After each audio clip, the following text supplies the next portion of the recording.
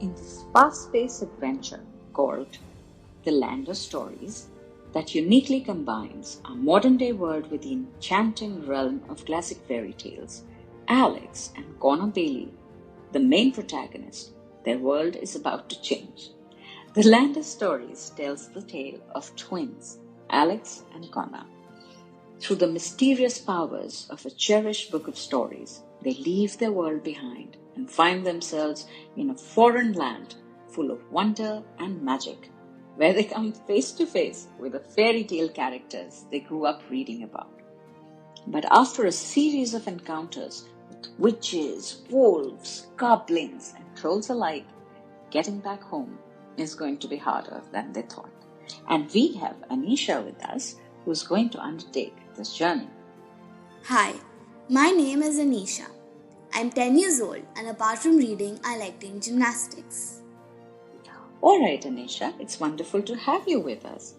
The first part is narrated by Alex, who sometimes wishes that Connor isn't her brother, which I temporarily was very angry at her for that.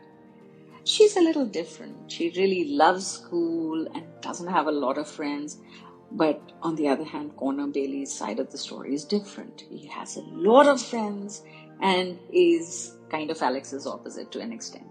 Well, these twins have had their ups and downs after their father passed away, but little do they know that their lives are about to change forever.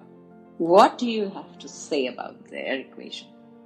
I think Alex and Connor are different from each other, and their differences make their relationship stronger. They also look up to each other, which probably wouldn't have happened if they had similar characteristics. The first person, or frog, they meet is Froggy. How obvious can we be? Who lets them scream for a bit and then helps them out and shows them the situation. Froggy also turns out to be Charlie Charming. Not that we are talking about that. I'm almost certain that they wouldn't have had a happy ending without him. What do you think would have happened if Froggy wasn't so empathetic? If Froggy wasn't as helpful, they probably would still be roaming in the woods or would have been eaten by some creatures. Froggy could have also turned them into a ruler of a nearby kingdom, and they would not have gotten the chance to escape. One of my personal favorite incidents in their hunt for the items was the faeries' tears. I loved that. I liked how Alex sympathized, but it was Connor who explained it all and made an argument through ancient Mesopotamia being boring. What if they had just left after they got the tears? How do you think the tale would have twisted? If they had just left after getting the fairy's tears, the council's eyes would not have opened and they would not see the injustice. There was another incident that I really liked, which was when everyone was like, "Hi, I shall eat you now." And Connor was like, "Oh, come on." The funniest time.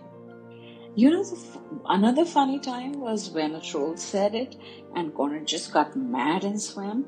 And when he yelled at Claw and Alex kicked the lamp at him and burnt him, they had their ups and downs. I love how all the fairy tales I know and love were incorporated into the story. So much imagination, so much fun. Did you feel that too? I agree with you when you say this story is all about imagination and love. Like the bond between Alex and Connor, and like all the things that happened in the book would not really have happened in real life, and you get to imagine so many things. I also love how all of the stories, how they added kind of an after story to every hero and villain, like Cinderella for example, and how they also added that each of the princesses had either become a queen or a fugitive or something like that, and they had their own places, palaces and families, so that was really creative. Okay, now the final portion. I felt it was very interesting to see modern children reacting to villains from old stories because we are talking of a completely different timeline. What did you think about that? I think it was really interesting to see the modern take on old villains, like Connor's reaction when he heard about the evil queen, and, for example, the Hansel and Gretel witch. With that perspective in mind, and especially the incident where the twins convert the witch who wants to eat Hansel and Gretel into a vegan, I thought that was really, really cool. Thank you so much for being with us. It has been wonderful to have you over. Thank you for listening. So there, folks, The Wishing Spell has been written as a straight-up parody of fairy tales. And it's the first book in the series of Land of Stories. And it's a very successful piece of writing, though a little oversimplified for adults. The children would definitely enjoy it. When the twins meet the witch who tried to eat Hansel and Gretel, they find a way to turn her into vegan. Connor notes that compared to the Pevensey children climbing through a wardrobe and Dorothy being whisked away to Oz via Twister, falling through a book was pretty boring. I had to laugh at the latter because I was thinking the same thing, and the former because it was a very clever way to portray how modern children would react to villains from old stories they knew well. It's an interesting take, and like I said, much more enjoyable for children than for adults. But for the little child in you, do go ahead and read. And now it's time for Bookbibuli Read Record.